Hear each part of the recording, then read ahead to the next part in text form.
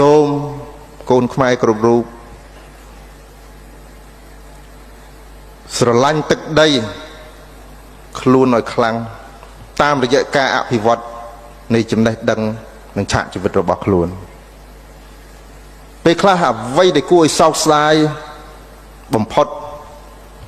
បរទេសខ្លះ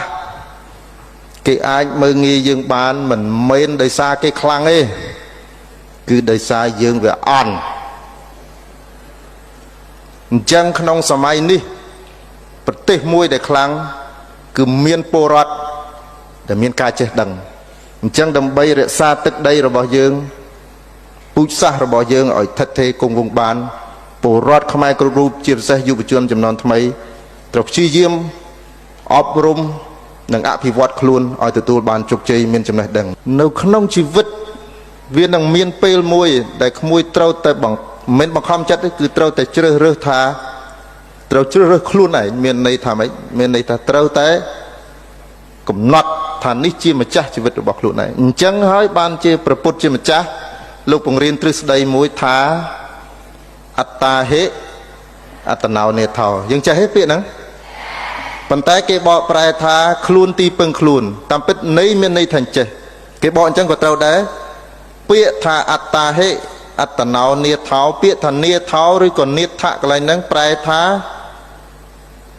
ជាអធិបតី ជាធំ ជាម្ចាស់ មានន័យថាខ្លួន ជាម្ចាស់ នៃជីវិតរបស់ខ្លួន ខ្លួនឯង គឺខ្លួនឯងអ្នកសម្រេច អញ្ចឹងក្មួយ ផ្ដើមចេញពីនឹងទៅ ដើមចេញពីនឹងទៅ ឥឡូវចង់បានអី ក្មួយចង់បានអី មិនមែនចង់បានមិត្តភក្តិចង់អី ក្មួយខ្លះ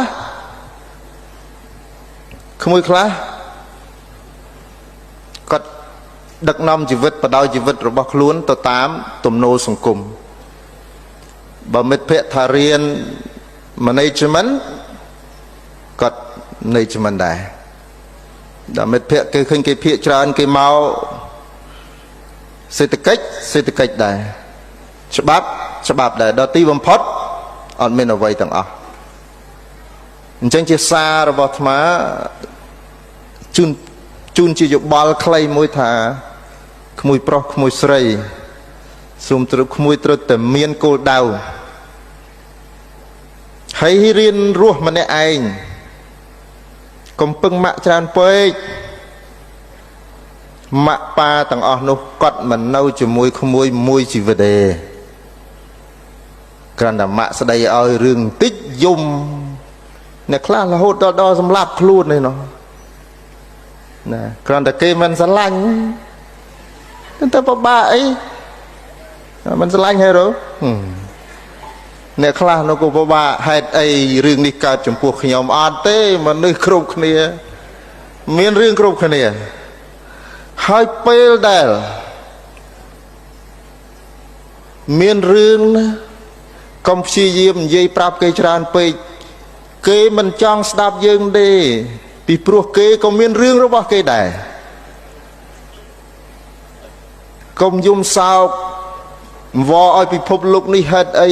បានរឿងនេះធ្លាក់មកលើខ្ញុំអស់ច្រើនណាស់គេជូនពរតាម Facebook ទីថាឆាប់យូរអានឹងចេញទៅ នេះជាជីវិតពិតក្មួយ អញ្ចឹង learn to live alone, stay strong តែដេកគុណនេះមកបង្រៀនឯងឲ្យ strong អត់ឈប់ចង់តែអត់ទេជីវិត អាត្មាមុនមកនេះអានពាក្យរបស់ អ្នកប្រដាល់មួយធ្លាប់ឮឈ្មោះល្បីទសវត្សរ៍ 90 ឈ្មោះលោក Mike Tyson ស្គាល់ទេ គាត់បាននិយាយថា ខ្ញុំហាត់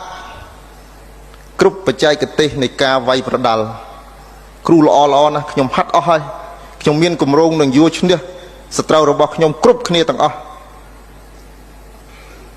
ប៉ុន្តែពេលខ្ញុំឡើងលើរីង ខ្ញុំនឹងដឹងរឿងពិតថាយ៉ាងម៉េចនៅពេលដែលគេវាយចំកណ្ដាលមុខរបស់ខ្ញុំ ពេលនោះហើយទើបខ្ញុំដឹងថាអ្វីៗគ្រប់យ៉ាងមិនទៀង